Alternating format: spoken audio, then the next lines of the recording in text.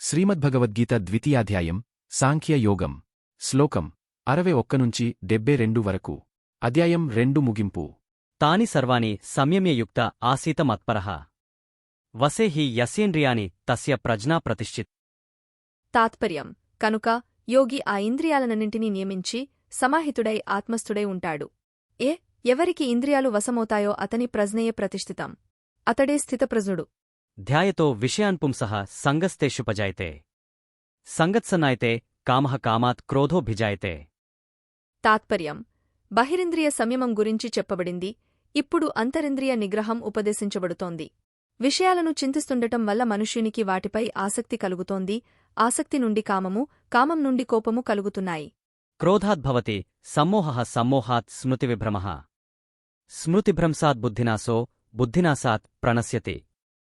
తాత్పర్యం క్రోధం నుండి అవివేకము, అవివేకం నుండి స్మృతి విలోపము కలుగుతున్నాయి. స్మృతి భ్రంశమైతే సతసత్ విచారణ వినష్టమవుతుంది. ఈ వివేకమే నశించిన మనుజుడు సంపూర్ణంగా చెడిపోతున్నాడు. అంటే పురుషార్థం నుండి వంచింపబడుతున్నాడు. రాగద్వేషవియుక్తైస్తు విషయానింద్రియైశ్చరన్ ఆష్ ఆత్మవస్యేర్విధేయాత్మా ప్రసాదమధిగచ్చత్. తాత్పర్యం కాని సంయతచితుడైన పురుషుడు ప్రియవస్తువుల ఆసక్తి నుండి, అప్రియ విషయాల ద్వేషం నుండి విడివడతాడు. స్వాధీనమైన ఇంద్రియాల చేత జీవించడానికి అనివార్యాలైన విషయాలను గ్రహిస్తూ నిర్మలుడవుతున్నాడు. పరమమైన శాంతిని పొందుతాడు. ప్రసాదే సర్వదుఃఖానాం హానిరస్యోపజాయతే ప్రసన్నచేతసో హ్యాసు బుద్ధిన్హ పర్యవతిష్కత్. తాత్పర్యం చిత్తం నిర్మలమైన ఎడల దుఃఖాలన్నీ నశిస్తాయి. ఎందుకంటే నిర్మలచిత్తుని బుద్ధి శీఘ్రంగానే ఆత్మస్వరూపంలో నిశ్చలతను పొందుతుంది. నాస్తి బుద్ధిర్యుక్తస్య న చాయుక్తస్య భావన్ న చా భావయతస్సాంతిన్హ అశాంతస్య కుతః సుఖం. తాత్పర్యం ఇంద్రియ నిగ్రహం లేని వారికి వివేకం కలగడం లేదు. అవివేకి అయిన వానికి పరమార్థ విషయాల అభిరుచి కలుగదు. పరమార్థ చింతన శూన్యునికి శాంతి లభించదు. అశాంత చిత్తుడైన వారికి సుఖమెక్కడిది?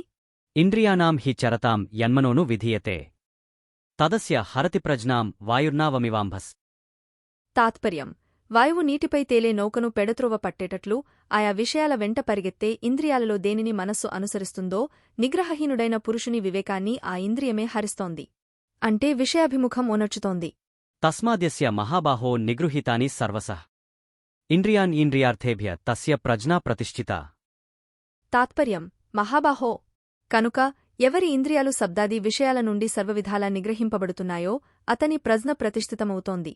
అంటే అతడే స్థితప్రజ్ఞుడు. యా నిసా సర్వభూతానాం తస్యాం జాగర్తి సంయమీ యస్యాం జాగ్రతి భూతాని సా నిసా పశ్యతో మునేః. తాత్పర్యం జీవులందరికీ తెలియకపోవడం వల్ల ఏది రాత్రివలె తోచునో ఆ బ్రహ్మమున స్థితప్రజ్ఞుడు మేల్కొని ఉంటాడు, బ్రహ్మదర్శనం చేస్తూ ఉంటాడు.